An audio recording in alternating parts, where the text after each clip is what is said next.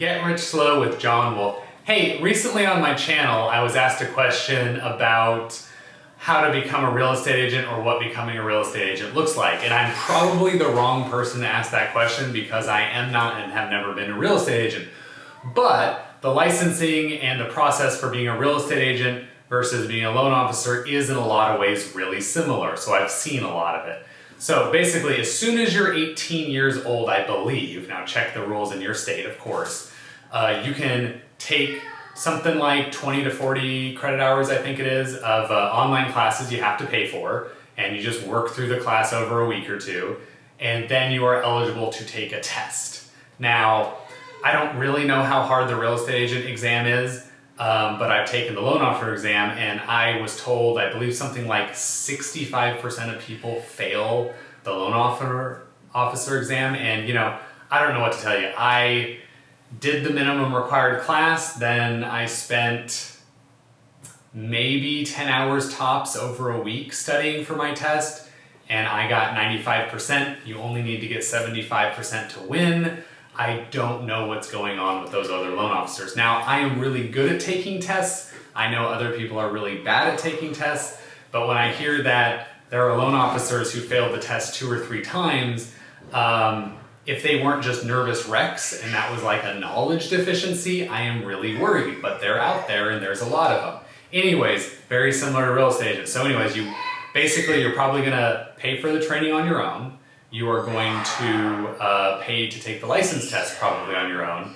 And then once you have your license, and this is the same basically for loan officers and real estate agents, you need to pick a company to kind of hang your license on the door, figuratively. So like, it's basically impossible to practice as a solo loan officer. It's basically impossible to at least start practicing as a solo real estate agent.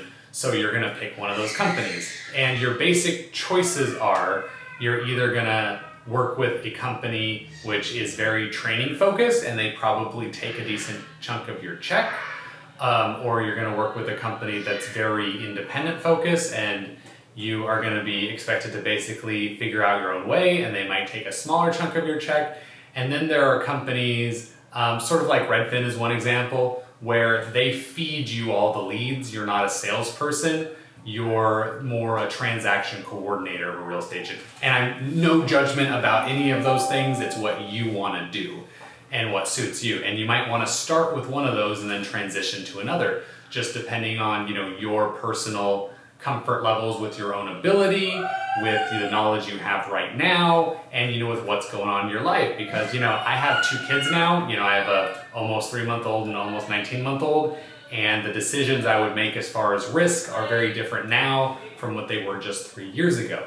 And that's not just age, that's the weight of the responsibility of my family. So decide what you want to do and be fluid to transitioning from one to the other.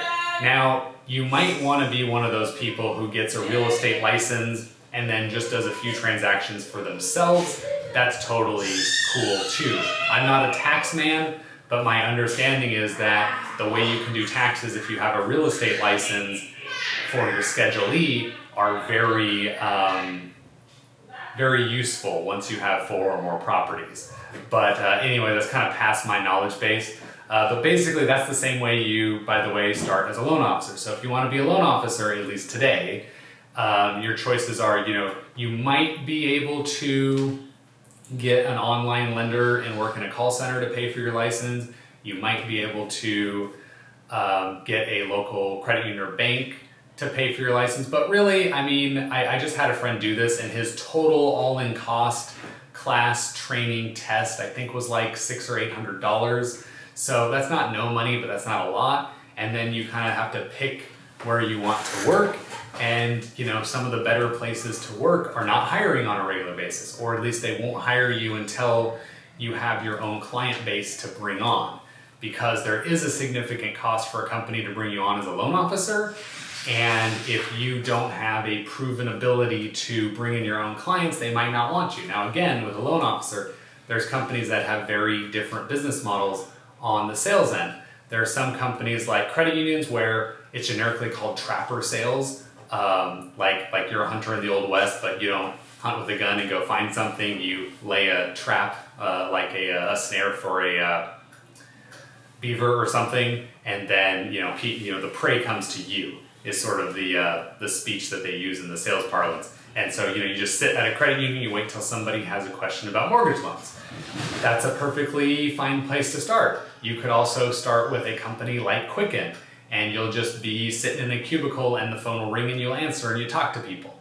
And then sort of like the third way is, sometimes it's called hunter sales, but really you develop relationships with individual clients and with real estate agents to get referrals, and you bring in your own business. You may or may not spend advertising dollars, and then you take care of those files and run them through the process at whatever your bank, credit union, private mortgage lender, whatever.